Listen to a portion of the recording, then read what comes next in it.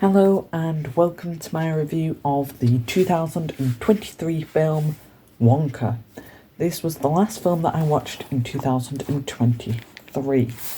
Now I'd just like to say before I get straight into the full review, I'd like to give a bit of a spoiler-free review. This film was very good. I really enjoyed it. There are so many funny aspects that you can definitely get behind. This is one that I think everyone can enjoy, and I think it's one that you can enjoy watching with friends and with family. With all that said, I'd now like to dive into my notes that I made while watching. This goes on for about 4 pages, so we might be here a while. Love the opening song. I think that was very strong and very good. Love the sinister man who takes Wonka away in the opening scene. Olivia Colman's entrance is stunning and very good. I love the sinister nature of the guest house. At first, that is.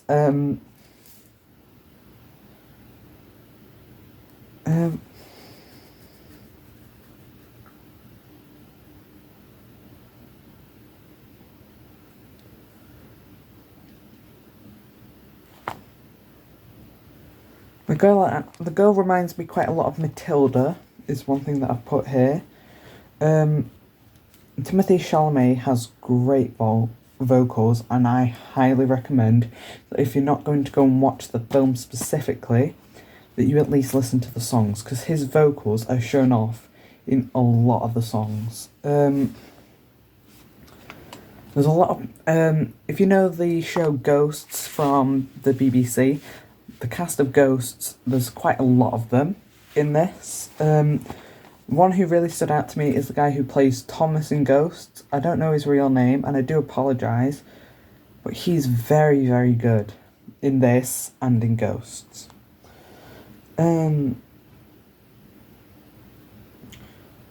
dark side of the hotel was very interesting to learn about, and it plays into the film really well.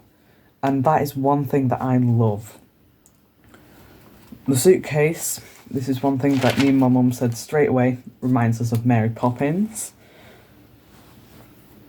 Wonka's mum has a great accent, and I definitely recommend that you go watch the film back just to listen to her accent, because it was so good and interesting.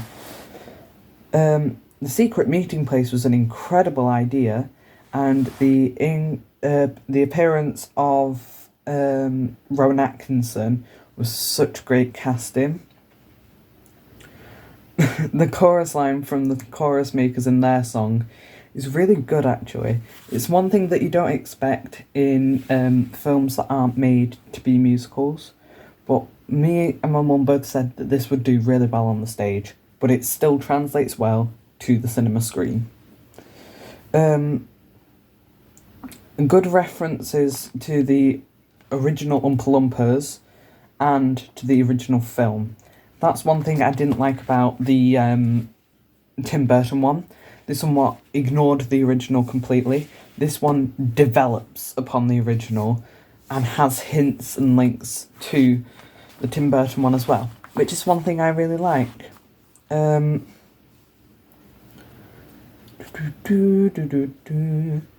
The inventions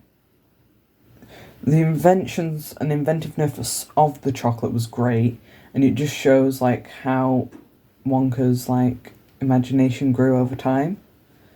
Noodle's dreams were really great, and she has a lovely voice, that actress, and I hope she goes on to do other films as well as TV shows. Another actor who was in this was the guy who played Bruce in the Matilda film. So yeah, there's quite a few actors who you might recognise from this. The choreography throughout the whole film was incredible. I clearly didn't finish that one. This is one thing that I said straight away. Half the cast of Ghosts are in this. The girl who plays Alison, the guy who's also in Paddington, Thomas was in it. There were a couple of others as well, I think, that were just hiding and saying a couple of lines. That was really, like, it sticks out to me, that. The something is incredible. The music is incredible. That's something that I've written again. Hugh Grant is great in this film. He works as the Oompa Loompa. Using the Oompa Loompa song from the original is such a genius move, because it just keeps that, like, reminding, we are not just ignoring the original film, it happened, let's use it. Love the song in the shop. I think that's a really, really good song. A World of Your Own, I've written in brackets. If that is the actual name of the song, I have no idea.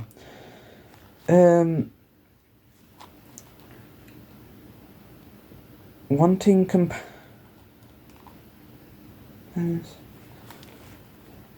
compensation. Yeah, wanting compensation. When they all find out that the chocolate's been sabotaged and someone goes, I want compensation, that is very British. If you don't know that that's British, it is. People will ask for compensation all the time. So I'm actually glad that that was in there. The way the shop, like, fell apart was so interesting to watch, but it kind of, like, made me feel a bit upset and a little bit angry. The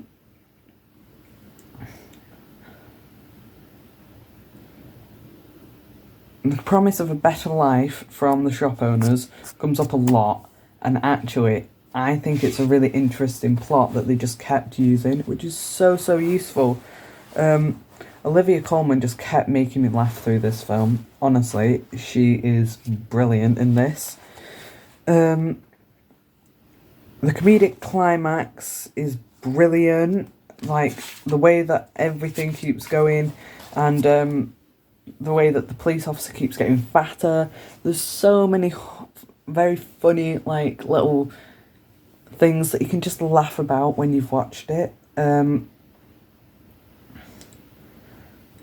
The story behind the accounting books was really interesting, and I've not written this one down, but it's the same about how they've all been captured as well. The lack of care from the uncle is so strange. It's actually kind of funny when you look back on it. Like, not in a funny, like, ha-ha kind of way, but funny and like, oh, that's funny, you know? So that was actually really nice to see. The idea of death by chocolate was really good, actually. And it kind of reminds me, once again, of the original.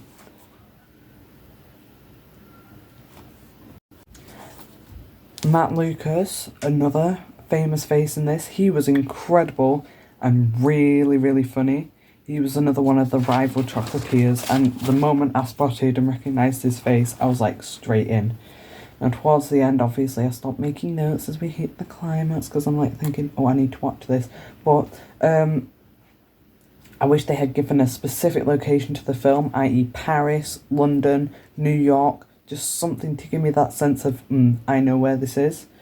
A great finale number.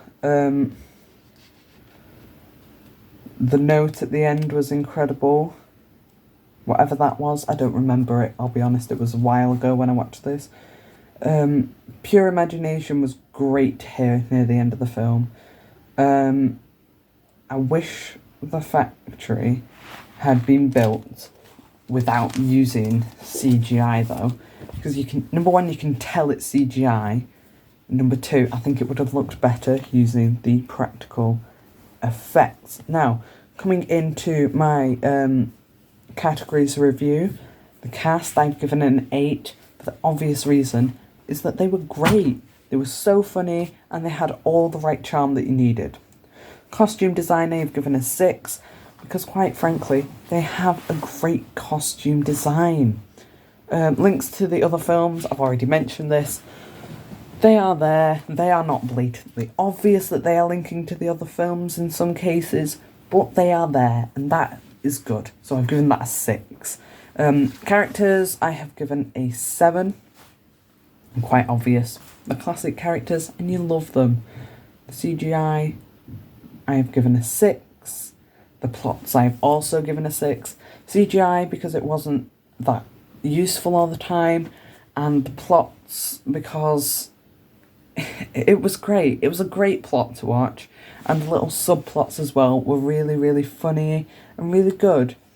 Choreography, I have given a 6 because there were some songs where I felt like there could have been more, and there was some where I think there was a little bit too much.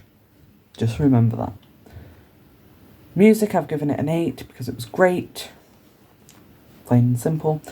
Villains, I've given a 9 for the obvious reason is that the villains were so funny and they were so good and they were so entertaining to watch, and that is what you want.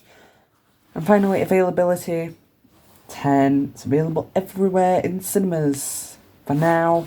I don't know where it will be after that. I'm presuming it will go direct to DVD and maybe to the streaming services like Amazon Prime.